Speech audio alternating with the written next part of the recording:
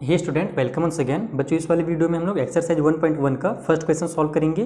Previous video में मैंने आपको डिटेल में इसका इंट्रो समझा दिया था कि नेचुरल नंबर किसे कहा जाता है, होल नंबर किसे कहते हैं, यानी कि जो भी बेसिक चीज़ें दी गई थी उनके बारे में हमने समझा था। अब इस वीडियो से हम लोग इसके जो एक्सरसाइजेस हैं उनको सॉल्व करेंगे। तो यहाँ पर हम लोग फर्स्ट वाला क्वेश्चन सॉल्व करेंगे और जो नेक्स्ट वीडियोज़ रहेगा उनका लिंक भी मैं आपको नीचे डिस्क्रिप्शन बॉक्स में प्रोवाइड करा दूंगा ताकि आपको बार बार ढूंढना ना पड़े। तो आइए स्टार्ट करते हैं और फर्स्ट क्वेश्चन को रीड करते हैं। Is zero a rational number, यानी कि क्या जीरो एक रैशनल नंबर है।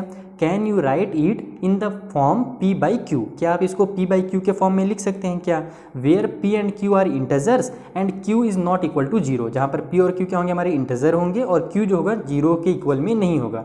तो देखो, सबसे पहले तो आप समझो कि रैशनल नंबर क्या होता है।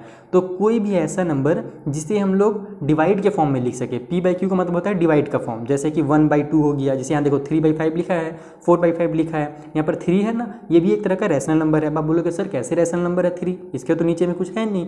तो हमेशा ध्यान रखना कि जब हमारा कोई भी नंबर सिंगल लिखा हुआ रहता है ना, तो उसके डिनोमिनेटर में एक 1 छुपा रहता है। ये आपको मैं क्लास 7 से पढ़ाते हुए आ रहा हूँ कि कभी भी कोई भी नंबर है तो उसके नीचे में एक 1 छुपा हुआ है। तो बस ये फिर बन गया हमारा p बाई क्यू के फॉर्म में। ये 3 हमारा p बन गया और ये 1 जो है q बन गया। उसी तरीके से 4/1 है ये, तो कभी भी अगर सिंगल नंबर भी है तो भी वो एक रैशनल नंबर है।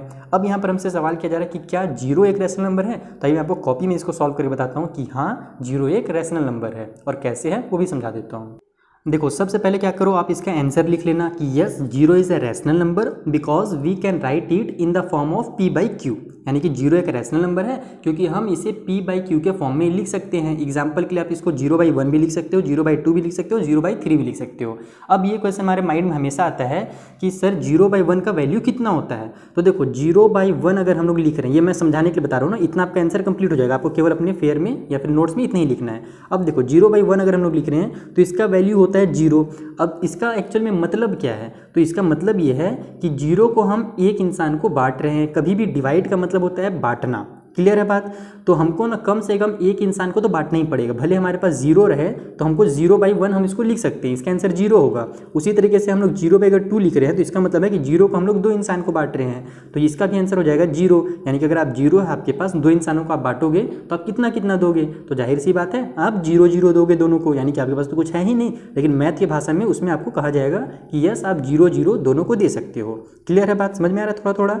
तो हम लोग 0 को ना 0/1, 0/2 लिख सकते हैं, लेकिन ये आप ध्यान रखना कभी भी कि 1 को हम लोग 1/0 नहीं लिख सकते।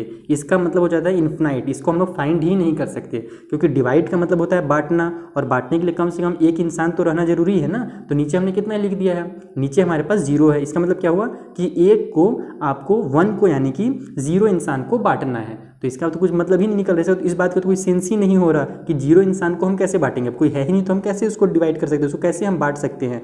इसीलिए हम लोग किसी भी नंबर के नीचे 0 नहीं लिख सकते, उसका आंसर इनडिफिनाइट हो जाता है। उसी तरीके से अगर 2/0 लिख दोगे तो भी वो गलत हो जाएगा, यानी कि उसका आंसर इनडिफिनाइट है। लेकिन हाँ, 0 को हम 1 से डिवाइड दे सकते हैं, 0 को हम 2 से डिवाइड दे सकते हैं, उसका आंसर 0 होता है। इसमें भी कई बार बच्चे कंफ्यूज रहते हैं, तो ये कंफ्यूजन आप अपना क्लियर कर लो आज की इस वीडियो में, ठीक है। इसमें दोबारा कभी कंफ्यूज मत रहना। तो इसका सिंपल से मैंने आंसर भी बता दिया आपको और उसके एग्जाम्पल्स भी समझा दिए। अब मिलेंगे नेक्स्ट वीडियो में, जहाँ पर जो अगला हमारा क्वेश्चन है जो थोड़ा सा इंपॉर्टेंट भी है कि हमसे यहाँ पर ना रैशनल नंबर पूछा जा रहा है 3 और 4 के बीच में, तो उसको भी मैं सिंपल मेथड में आपको नेक्स्ट वीडियो में समझा दूंगा। उसका लिंक आपको पता ही नीचे डिस्क्रिप्शन में मिल जाएगा और आपके सामने 2 विंडो पर होंगे। लेफ्ट वाले विंडो में क्लिक करोगे तो सीधे आप नेक्स्ट वीडियो में पहुँच जाओगे। Thank you for watching.